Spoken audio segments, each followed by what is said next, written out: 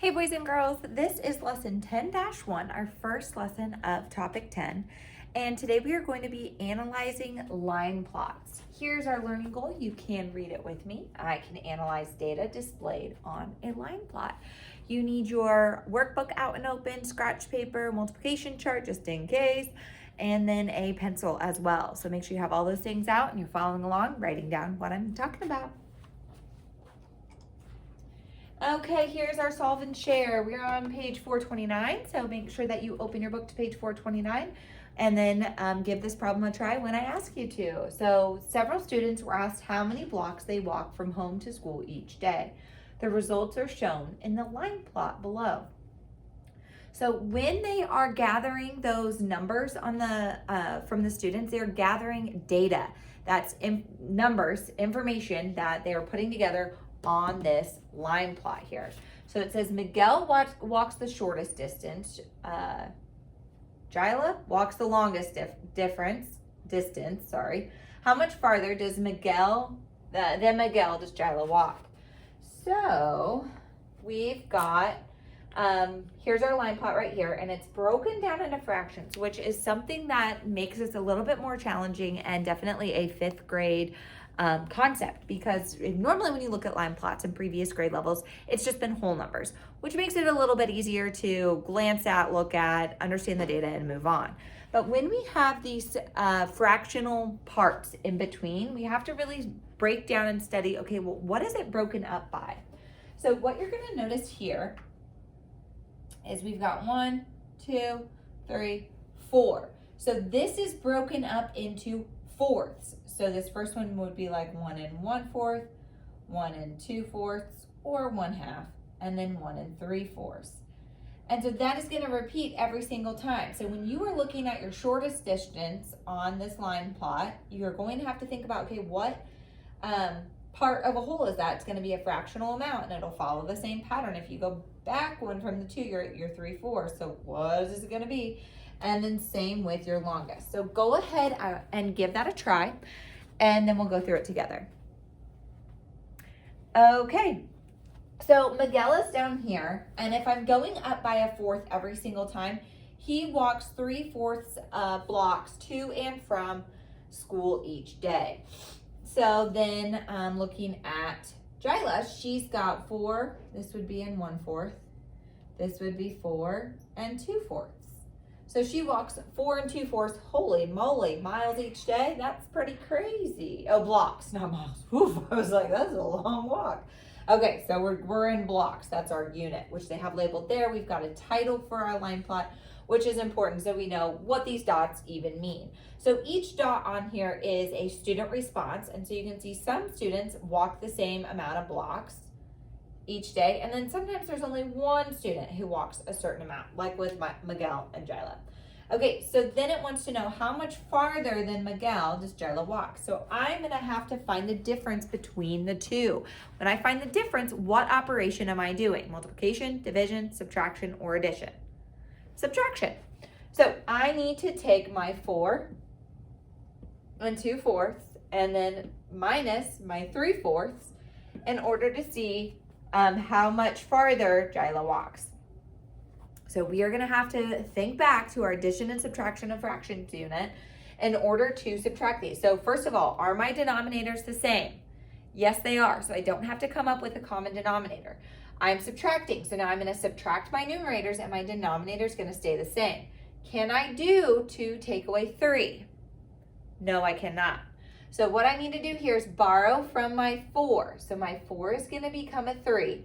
And that one whole is worth 4/4. If you don't have this written down, take a minute, pause, get this written down on your page. If you have like something different from when you tried the problem, I do want you to get what I am putting down on your page too as an example. So I have 4/4 that I'm taking from right here, and I need to add that to what I already have, my 2/4. So a shorthand way to do this is your denominator plus your numerator is your new numerator. So 4 plus 2 is 6. 4 plus 2 would give you 6. So you get the same thing. So now I need to do 6 take away 3 is 3. And 3 take away nothing is 3. So she walks 3 3/4 blocks more than Miguel. Alrighty, let's take a look at our essential question.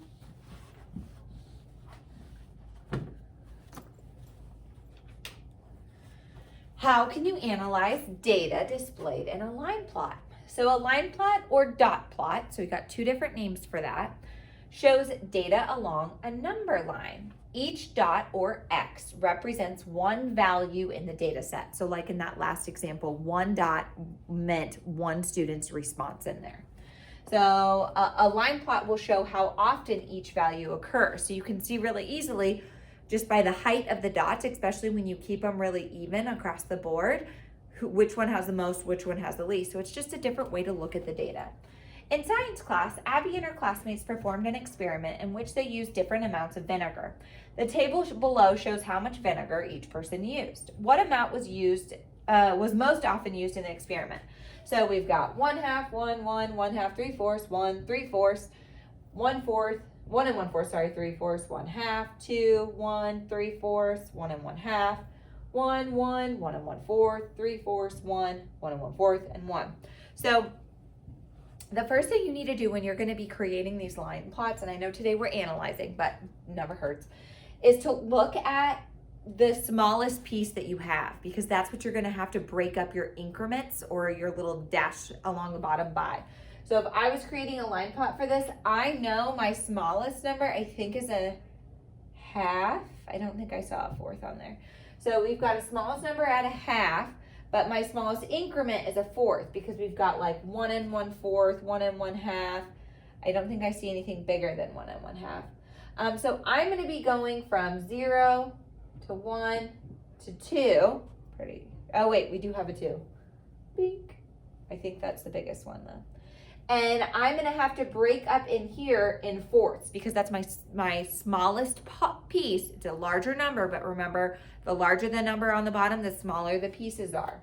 So I'm going to have to make these little bits into fourths so that I can have my 1/4, 2/4, which remember is the same as 1/2, and so on.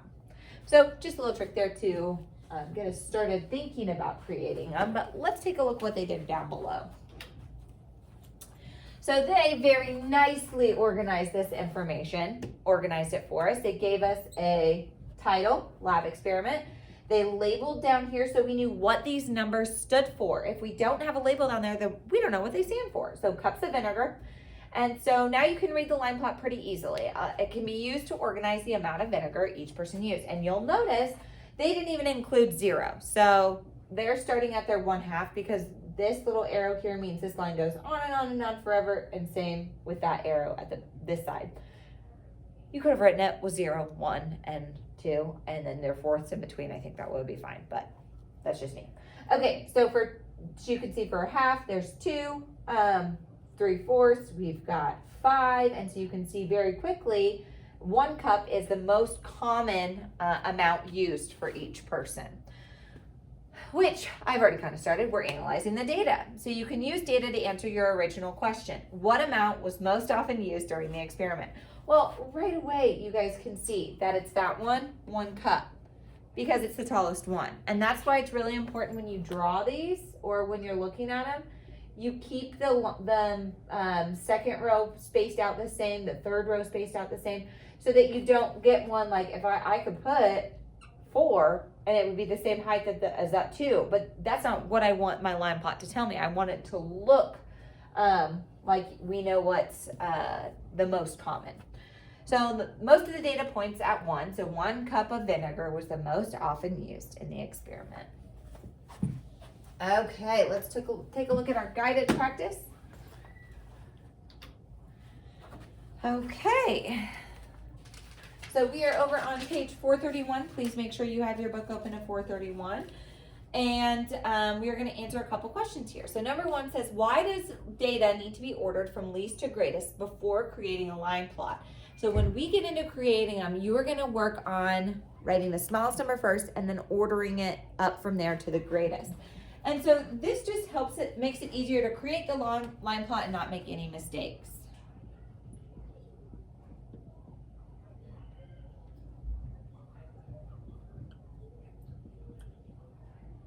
I'm going to do W/O for without.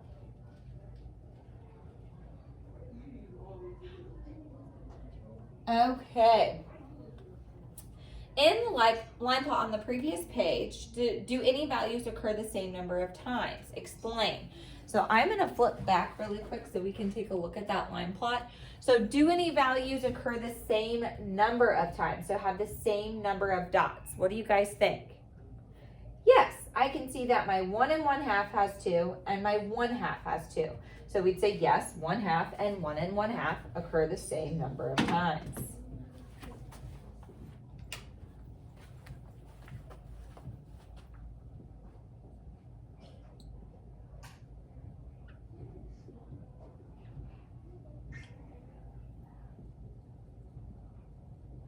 I'm going to do number for that little symbol or number symbol because I'm running out of room. Okay. Our last one says describe any patterns in the line plot on the previous page. So let's take a peek, see. So if I look at this, okay, pause, make sure you have this down because I'm about to erase it.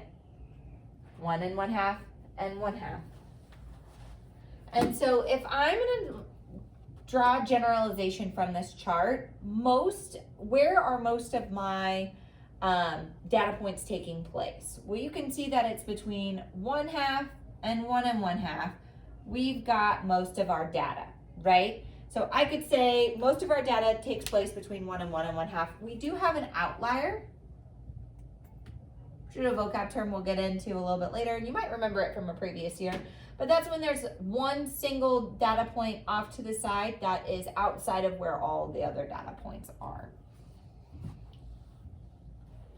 So our generalization or pattern we can see is most points, dots, are between, shorthand again, 1/2 and 1 1/2. Okay, so it says in question 4 and 5, use the data set to answer the questions. Students ran for 10 minutes. They ran the following distances in miles. How many distances are recorded? So that's just going to be going back and adding up how many numbers I have here. So I've got 1, 2, 3, 4, 5, 6, 7, 8, 9, 10, 11, 12, 13, 14. So we have 14 different distances recorded. We should put a label on it. Okay, and so use the line plot that shows the data. So now we can see, here's the line plot that shows the data. We had one person at 1/2 mile, 3 people at 3/4 of a mile, 3 people at a mile, 3 people at 1 1/4 miles, 2 people at 1 1/2 miles, 1 person at 1 3/4 mile, and 1 person at 2 miles. Which distances occurred the most often? So that is going to be your mode, is kind of what they're not telling you there, is occurring the most often. So if I look on here, I've got more than one. I've actually got several. So go ahead and write in the box which ones occurred the most. And now we'll check. So we've got our 3/4 of a mile, 1 mile, and 1 1/4 mile, which all of those are pretty close together, right? So 3/4, 1, and 1 1/4 is where these people are at. I wonder how old the kiddos are. Okay, we will work on a couple more of these line plot problems in group. And yeah, great job.